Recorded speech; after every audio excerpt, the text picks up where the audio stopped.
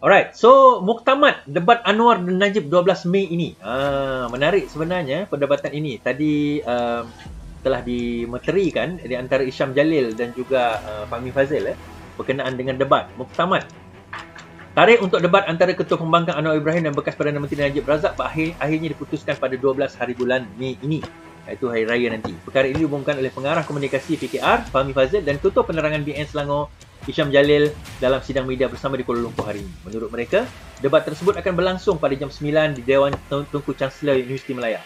Ia akan merangkumi 3 segmen, iaitu isu Sapura, hala tuju negara dan sesi soal jawab, kata mereka. Kami percaya ramai menanti debat perdana ini. Kami juga percaya acara ini akan memberi peluang kepada rakyat untuk menilai dan meraihkan idea, hujah serta pandangan yang berbeza dalam suasana yang aman, mencerminkan budaya berpolitik yang lebih matang, kata mereka. Selain dari itu, debat perdana juga akan disaksikan secara langsung sama ada fizikal atau melalui saluran media yang akan diumumkan kemudian. Maklumat terperinci berhubung kehadiran fizikal akan diumumkan kemudian menurut mereka. Okey, so berkemungkinan mungkin TV-TV semua akan buat liputan lah. Ada orang kata, Iswadi dia kata debat ini bukan budaya kita. Saya kata kalau bukan budaya kita, budaya siapa? Sebenarnya debat itu budaya kita. Budaya itu dianjurkan oleh agama kita. Dalam Al-Quran Allah SWT menyebut un'u ila sabili rabbika bil hikmah wal mau'izatil hasanah.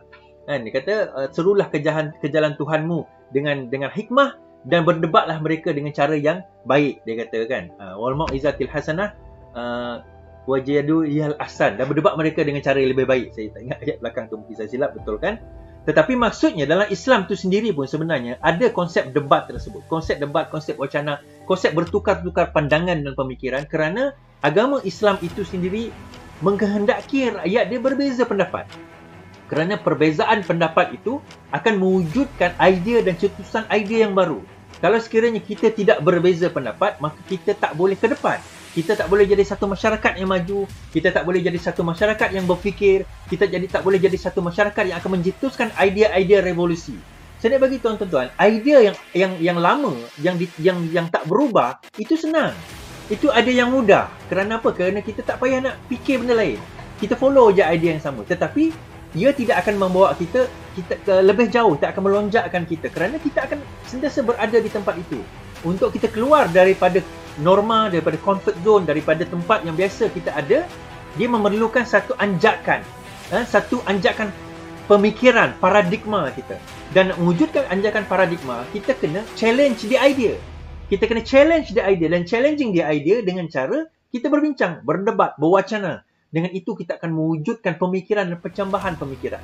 Sebab itu dalam parti politik itu sendiri tidak ada istilah ikut saja, bukan budaya kita. Kita kata dalam Islam itu adalah budaya kita.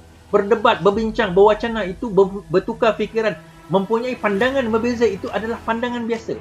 Kalau kita tengok dalam imam mazhab itu sendiri pun, walaupun dalam hal agama, mereka mempunyai pandangan yang pelbagai.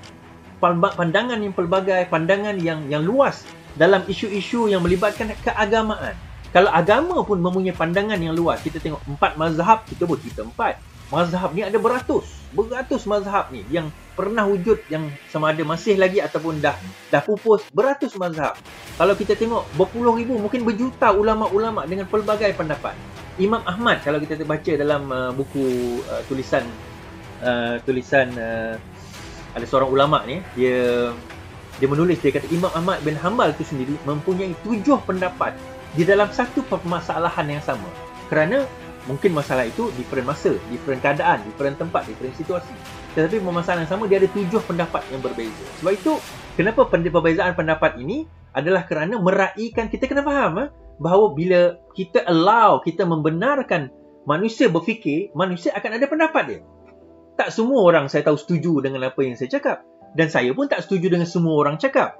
Kita can agree to not, tak semua orang boleh setuju dengan semua orang pada semua masa. Itu saja. So selagi mana kita boleh berfikir, kita ada ilmu, kita boleh orang kata apa, datang dengan pendapat kita akan ada perbezaan pendapat yang akan mencorakkan benda-benda perkara yang berbeza. Cuma kita sebagai orang biasa, kita kena tengok perbezaan pendapat mana, cadangan mana, apa hujah mana yang lebih kukuh untuk kita lihat itu. Itu yang pertama. Yang kedua, kalau kita tengok dalam aspek perdebatan ini, kalau kita tengok negara-negara maju seperti UK, Indonesia even kalau kita, dalam pemilu, dalam pilihan raya mereka dipanggil pemilu, mereka akan adakan perdebatan di antara calon-calon. Itu biasa. Perdebatan di antara calon-calon itu biasa dilakukan. Begitu juga dengan presidential debate di US, for example, di mana mereka mengadakan perdebatan di antara pimpinan mereka untuk melihat siapa yang mempunyai gagasan yang lebih baik. Negara-negara barat lain pun membuat demikian. Itu bukan perkara, bukan idea barat. Sebenarnya itu adalah yang diterapkan dalam agama kita sendiri, agama Islam. Jadi sebenarnya benda itu bukan benda yang pelik, tetapi peliknya sebab kita tak pernah diajar untuk ada pemikiran lain. Kalau mazhab inilah mazhab kita. Tak boleh nak ada pemikiran lain di dalam mazhab dan melihat dan meneliti balik mazhab tersebut. Kita dah seolah-olah macam kita dah tutup dah ilmu perdebatan, perbincangan dan juga ijtihad di dalam agama kita, di dalam kehidupan seharian kita. Dan itulah yang akan memantul dan memandulkan otak kita daripada terus maju ke hadapan. Itu perkara yang penting. Kemudian yang ketiga kita kata, yang saya boleh sentuh dekat sini, betapa kita tengok Rafizi tak sampai beberapa bulan dia kembali ke politik, telah berjaya mengheret Najib Tun Razak itu pergi ke pasada perdebatan dengan Datuk Seri Anwar Ibrahim. Kita nak nampak kehebatan beliau,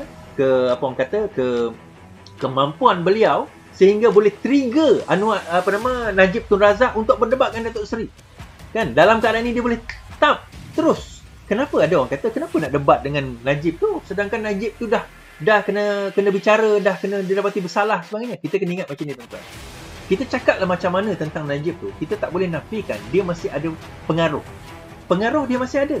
Dan dengan pengaruh itu sebenarnya antara sebab kenapa kita punya nama Pakatan Harapan dan juga Pembangkang itu dah mula turun sedikit demi sedikit.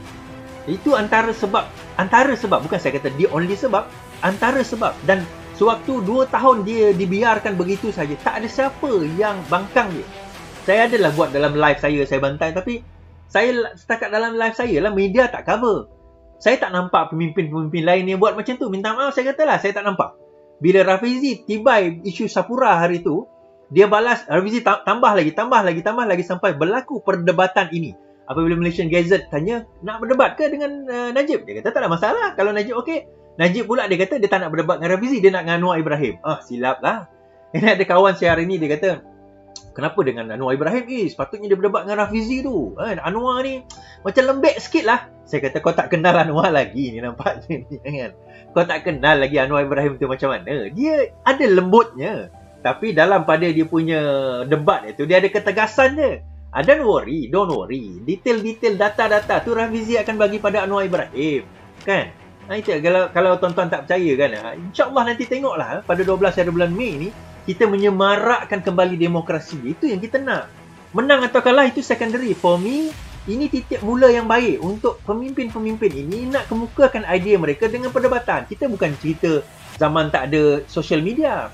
Sekarang ini jangan kata dia orang, saya pun boleh buat live perdebatan tersebut, katakan kan dia ditonton oleh beribu. Ni pun dah ada 1,500 2,000 orang menonton saya sekarang ini. Kan bayangkan dalam social media kita nanti, kalau dengan coverage media, Tok Gambar TV, blogger-blogger lain dan juga ahli politik lain, berapa puluh ratusan ribu yang akan melihat perdebatan tersebut dan kita akan dapat saksikan, kita akan dapat lihat dan kita dapat cerakin nilai dan dapat timbang dalam neraca kita sebagai individu, melihat bagaimana penghujahan yang mereka sendiri kemukakan. Ada juga yang kata tadi, kenapa tak berdebat kat dalam parlimen je? Kenapa sibuk-sibuk nak berdebat dekat luar? Dia macam ni tuan-tuan. Dekat dalam parlimen tu dia ada tajuk dia. Dia tak boleh tiba-tiba dibangun, saya nak berdebat tentang isu Sapura. Tak boleh. Dia ada dia punya aturan dia. Nak berdebat isu Sapura boleh. Dia akan bagi kepada speaker. Speaker akan susun dalam jadual. Dia akan susun dalam jadual, okey, yang ni dulu, yang ni mula-mula usul kerajaan dulu. Usul kerajaan, baru kalau pembangkang, baru usul pembangkang. Itu pun kalau habis usul kerajaan. Tak bolehlah tiba-tiba kerajaan tak cakap tentang bagaimana cara menanam pokok getah dan keperluan kita menanam pokok getah. Tiba-tiba Anwar bangun, saya nak berdebat isu Sapura. Tak ada kena-mengena.